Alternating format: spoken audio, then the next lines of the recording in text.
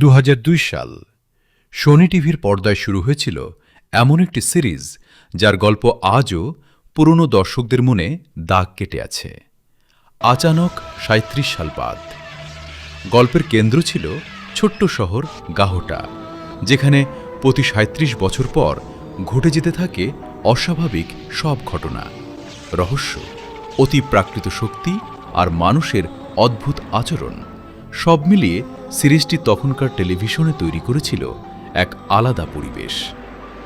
১৯৭টি পর্বের এই সিরিজে অভিনয় করেছিলেন বহু পরিচিত মুখ। কিন্তু আজ আমরা পুরো কাস্টের গল্প বলবো না। আজকের গল্পটি তাদের নিয়ে, যারা মুসলিম পরিবার থেকে এসে আচানক ৩৭ সাল বাদের মতো একটি রহস্যময় সিরিজে নিজেদের অভিনয়ের ছাপ রেখে গিয়েছিলেন। শুরু করা যাক সিরিজের সবচেয়ে গুরুত্বপূর্ণ মুখগুলোর একজনকে দিয়ে, রাহিল আজম। আচানক ৩৭ সাল বাদে তার চরিত্র ছিল রাহুল, যার সঙ্গে পরবর্তীতে অজিঙ্কিয়ার রহস্যময় পরিচয় জড়িয়ে যায়। সিরিজের মূল গল্পের অন্যতম কেন্দ্রীয় চরিত্র ছিল অজিঙ্কিয়া।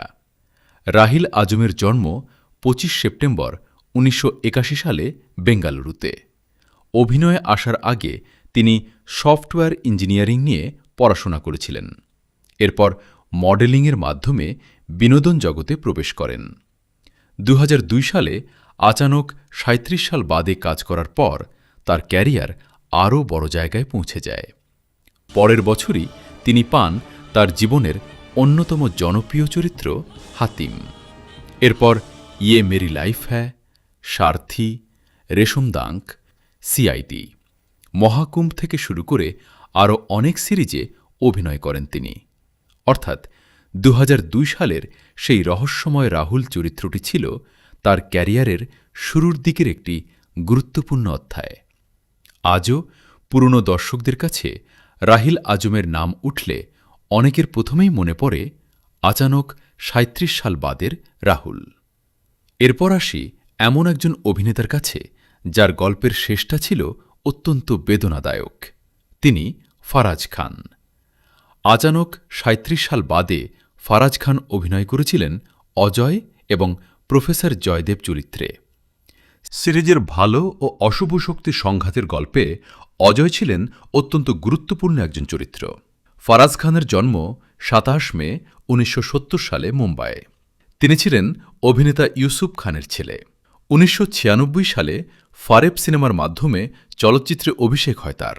এরপর পৃথ্বী, মেহেন্দি, দিল নে ফির ইয়াদ কিয়ার মতো সিনেমায় অভিনয় করেন।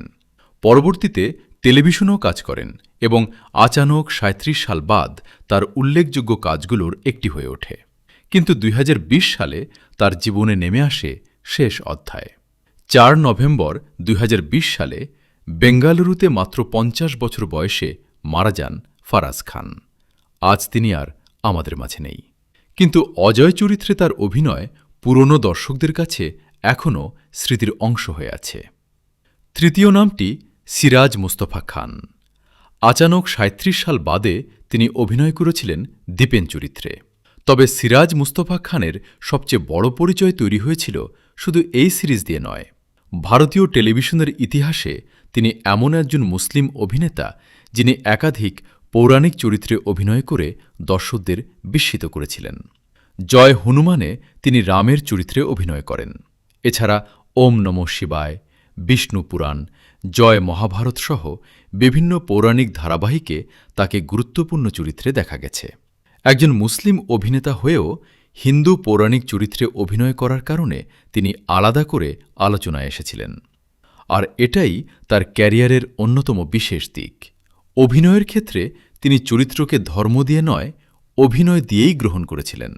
আচানক ৩৭ সাল বাদের দীপেন হয়তো তার ক্যারিয়ারের সবচেয়ে আলোচিত চরিত্র নয়, কিন্তু সেই দীর্ঘ ক্যারিয়ারের একটি অধ্যায় হিসেবে চরিত্রটি আজও গুরুত্বপূর্ণ। এরপর জাফর করাচিওয়ালা। আচানক ৩৭ সাল বাদে তার চরিত্র ছিল রতন। তবে জাফর করাচিওয়ালার পরিচয় শুধু টেলিভিশনের মধ্যে সীমাবদ্ধ ছিল না। তিনি থিয়েটারেও দীর্ঘদিন কাজ করেছেন। হিপ হিপ হুররায়ে রাফায় চরিত্রের মাধ্যমে তিনি পরিচিতি পেয়েছিলেন। এরপর জখম, মানসরোবর, চায় পানি এটসেট্রা, আ মাইটি হার্ট, ডেলি বেলি এবং রশ্মি রকেটের মতো সিনেমাতেও অভিনয় করেছেন। তার ব্যক্তিগত জীবনেও অভিনয় জগতের একটি পরিচিত পরিবারের সঙ্গে সম্পর্ক রয়েছে। তিনি অভিনেত্রী আহলাম খানকে বিয়ে করেন, যিনি কিংবদন্তি অভিনেতা আমজাদ খানের মেয়ে।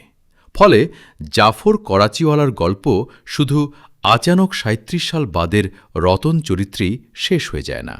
তিনি পরবর্তীতেও থিয়েটার ও চলচ্চিত্রে নিজের কাজ চালিয়ে গেছেন। আর সবশেষে এমন একজনের কথা যাকে এই তালিকায় রাখা জরুরি হলেও একটা বিষয় পরিষ্কার করা দরকার। নাদিম জাফর খান।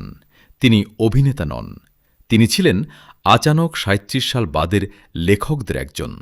আইএমডিবির ক্রেডিট অনুযায়ী তিনি সিরিজের একাধিক পর্বের লেখক হিসেবে কাজ করেছিলেন। অর্থাৎ আমরা যেসব রহস্য দেখেছি, গাহটার অস্বাভাবিক ঘটনা, ৩৭ বছরের চক্র, অজিঙ্কার রহস্য আর একের পর এক চরিত্রের জীবন বদলে যাওয়া, এসব গল্পকে পর্দায় আনার পেছনে তার লেখনীও ছিল।